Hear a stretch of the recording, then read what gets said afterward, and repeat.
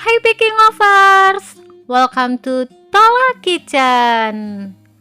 Oke, di video kali ini saya mau berbagi resep dan cara membuat bolu sarang semut atau biasa disebut dengan caramel cake yang lembut, enak banget dan kenyal seperti ini. Nah, pada penasaran kan? Tonton terus video ini hingga akhir ya, karena di video ini bakal ada tips-tipsnya juga. Dan jangan lupa like, comment, subscribe, dan tekan tombol loncengnya juga ya, agar selalu dapat info video terbaru dari kami. Terima kasih.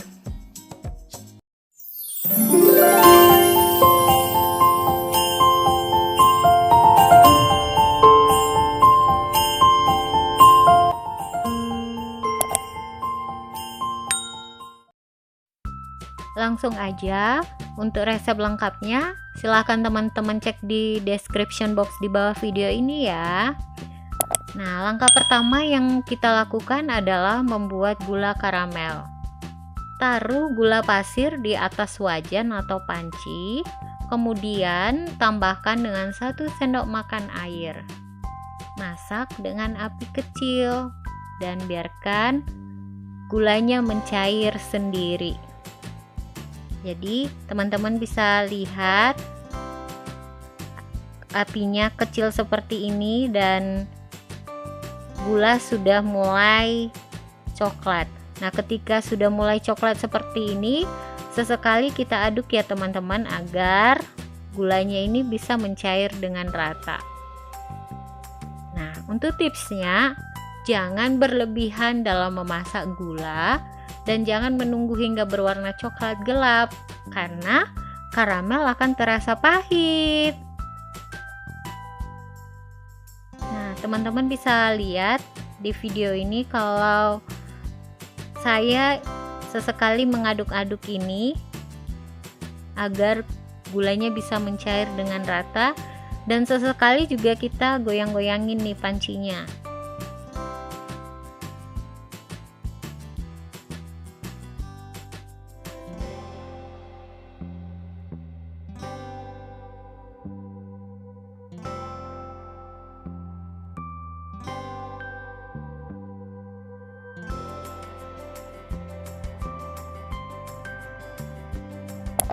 Nah, seperti ini ya teman-teman, sesekali kita goyang-goyangin pancinya agar gulanya bisa mencair dengan rata.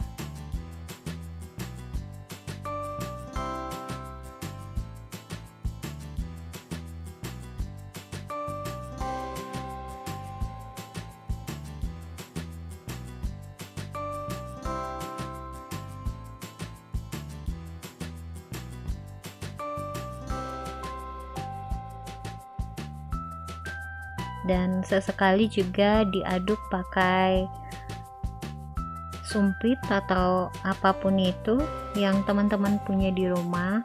Jadi kita membantu gula ini supaya bisa mencair dengan rata, karena kalau pancinya tidak digoyang-goyang ataupun tidak kita aduk sesekali seperti ini, nanti gulanya bisa hangus sebagian. Jadi itu yang membuat gulanya bisa terasa pahit.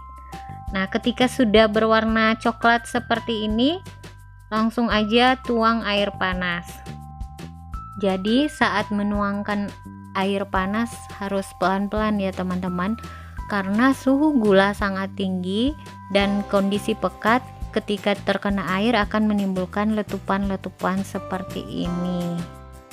Nah, karena tadi sebagian masih ada yang belum cair semua, jadi ini kita bantu ya teman-teman, karena kalau kita menunggu hingga cair semua nanti gulanya bisa gosong atau hangus. Nah, itu yang membuat karamelnya jadi terasa pahit. Tadi tipsnya adalah jangan menunggu karamelnya itu berwarna coklat gelap, cukup sampai coklat seperti ini, mungkin lebih ke warna air teh ya teman-teman. Jadi masih ada merah-merahnya, merah-merah kecoklatan gitu.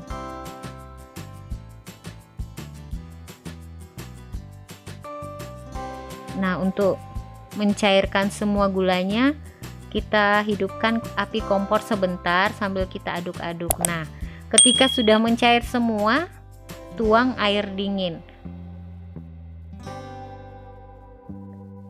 Kemudian matikan kompor dan biarkan cairan karamel ini hingga dingin. Nah, teman-teman bisa lihat seperti inilah coklat yang dipakai untuk membuat sarang semut.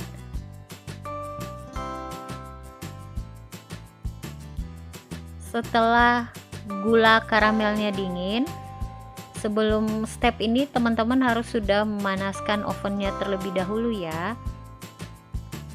Langkah berikutnya adalah mencampurkan telur dan krimer kental manis. Kita cukup aduk hingga rata. Teman-teman boleh pakai garpu atau whisk seperti ini.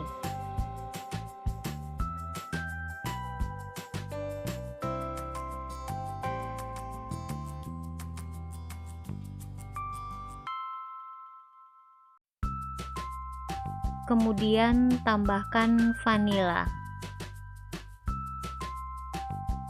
lalu aduk sebentar. Kemudian tambahkan campuran tepung terigu dan tepung tapioka. Jadi masukinnya bertahap ya teman-teman, sambil diaduk seperti ini.